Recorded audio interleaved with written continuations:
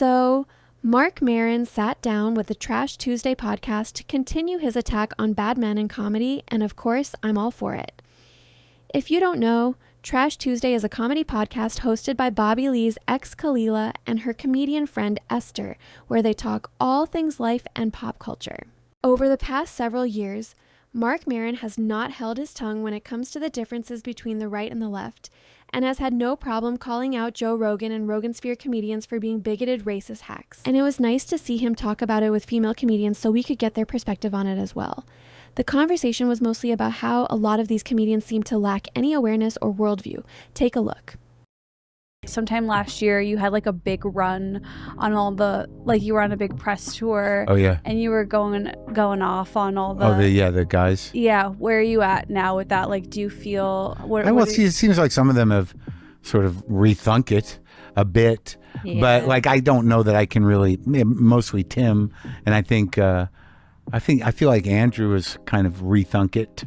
I don't expect Theo to rethink much, and I don't that's not a slag on him, and I think Joe knows where his bread is buttered, but I think that my problem was with their politics. I mean, I know all those guys, and I was clear about it, and and I still feel that way, but what's done is done, and now what do you really expect? I mean, Tim has been sort of surprising in that he is sort of like, we fucked up and this guy's, bad news and he's conning everybody. But don't you think they all always knew? How could anyone not always have known that? I really think that that a lot of people don't have a worldview. They react emotionally, and also they're looking to do what's best for them.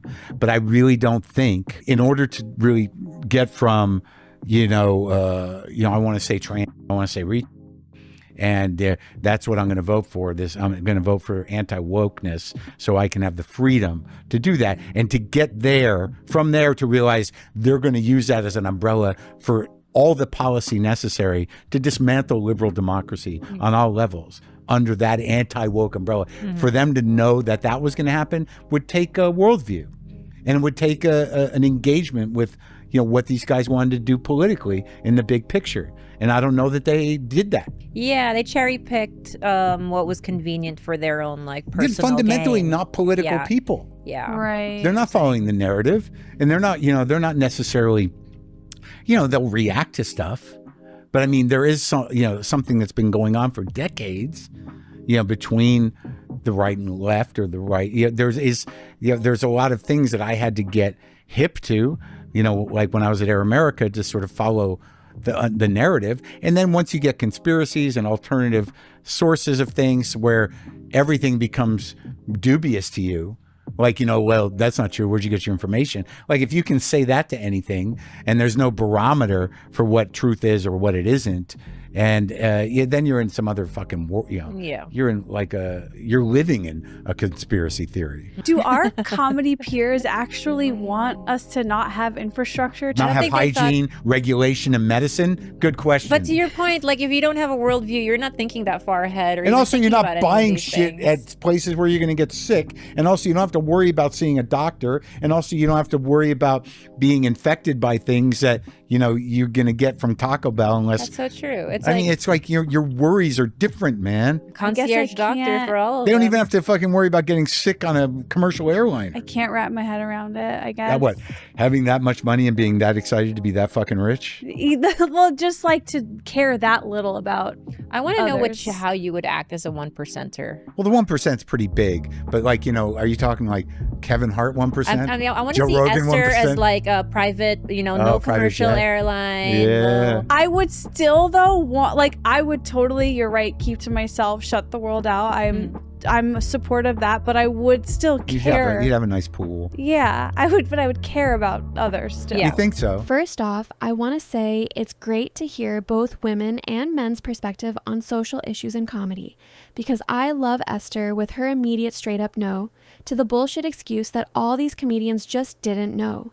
I have spent the last 4 years watching commentary channel after commentary channel making excuses for comedians and infantilizing them as if it's even possible they could not have known the evil they were in for with Donald Trump, etc. The level of stupid you would have to be is beneath the level of stupid that people like Joe Rogan are pretending to be. And I'm very glad someone is saying, no, it's not good enough to pretend that they couldn't have known, because they did know, and they still chose to go along with it. That is what we need to be acknowledging.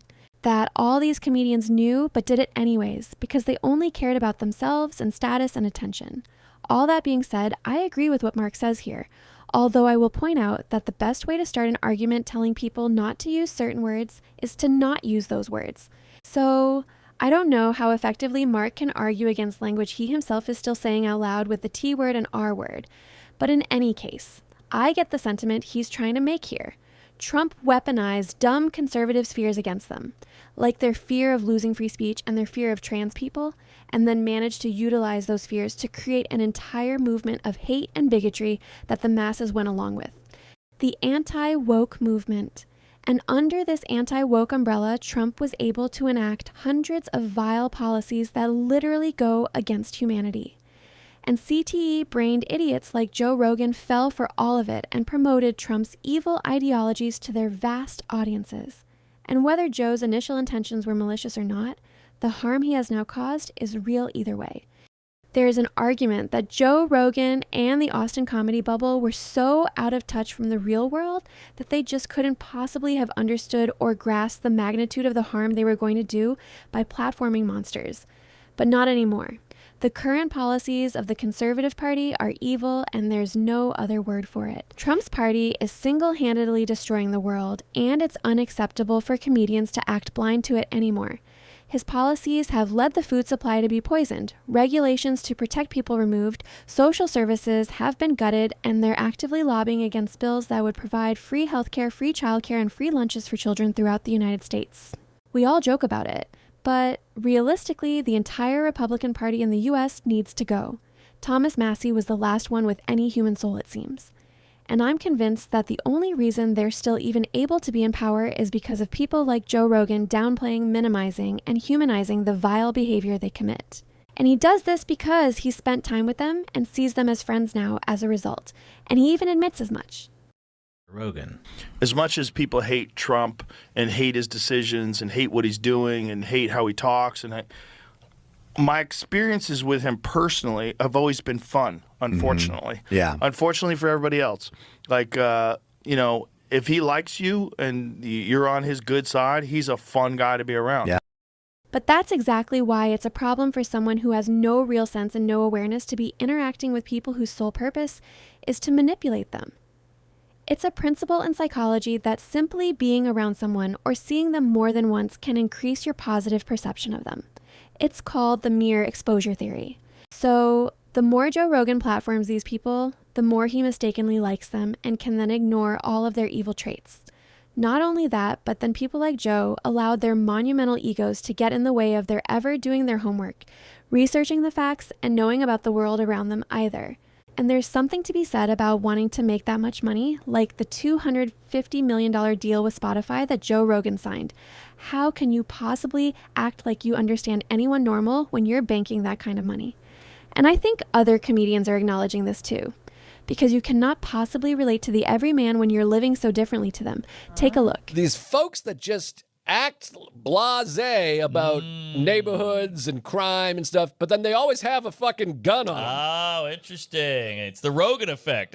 Shut up, Austin's great. Well, you're in a fucking armored car with 7 Marines. I've had this exact dialogue with Rogan. He's like, what, this neighborhood, what are you, crazy? I'm like, you literally have a truck following you with armed guards. Yes. And for some reason, you hired 14 Navy SEALs exactly to work at the club. And you're acting like, what are you, nuts? It's fine. Yeah, you got SEAL Team 6 in the lobby. And you're a black belt that weighs 280 That's pounds true. despite being 4'4". They're absolutely right about Joe being out of touch. Joe is now in a bubble within a bubble within a bubble, all of his own making, and it's so incredibly insulated with his own views that it would be next to impossible at this point for him to unravel himself from it, especially knowing his intellectual capacity and the lack of worldview, as Marc pointed out. And I think we're seeing this more and more with comedians becoming so out of touch, they no longer can relate even on a human level. Like, why on earth is Shane Gillis hosting events that are breaking Guinness World Records for number of attendees? Why is that a goal of his? And then Why did Nate Bargatze feel the need to break his own loser Guinness World Record a few days later? Was it just to show Shane up? Like, these men seem to have zero concern about the world at large. Zero. And their priorities are clearly mixed up. How are you staying completely silent on women's right to health care being taken away, but yet you can have a parade for yourself in worldwide stadium tours? And we know comedians know how bad the audio and video quality is for large stadiums, as Shane Gillis admitted as much on his own podcast. They are knowingly exploiting their fans and giving them terrible experiences. And we all just accept that comedians can disrespect their fans, take advantage of their fans, advertise at their fans nonstop, and still give them garbage quality products and experiences. And why is it okay for them all to prioritize bigger paydays and bigger venues when that doesn't correlate to a better experience for their fans? Comedians are allowed to be unapologetic shills these days, more concerned with accolades than making an actual difference in some way, and it's revolting. They have mostly all become so out of touch, and I don't know if there's any pulling these Rogansphere comedians back. And I think Marc Maron has correctly clocked that it's gone too far now, and there's no way for people like Joe Rogan to ever come back from the damage they contributed to causing. And nor does it seem like any of the Rogansphere comedians even care to. While people label Marc a jealous and bitter guy when he calls out the Rogansphere, I think time continues to prove that his views have never wavered and that he's coming from a sincere place. The same cannot be said of Joe Rogan, who has changed his beliefs so drastically over the last several years that he literally switched political parties. And I don't believe anything he says. Like him or not, Marc has remained the same guy and very true to himself from the looks of things throughout all of his comments on Rogansphere comedians. I think the problem is Marc does himself no favors personality-wise, and he can come off unlikable, and so people often ignore his message. But his message is about protecting the vulnerable and standing up for the voiceless, so everyone should be on board with Marc. No, he's not perfect by any means, but he does seem to genuinely care about the world, which is something I cannot say is true of any comedian on the right. Can you? Do you think Marc Maron is right about Rogansphere comedians lacking a worldview? Have you noticed how out of touch comedians are becoming lately? Let me know, and thank you so much for watching.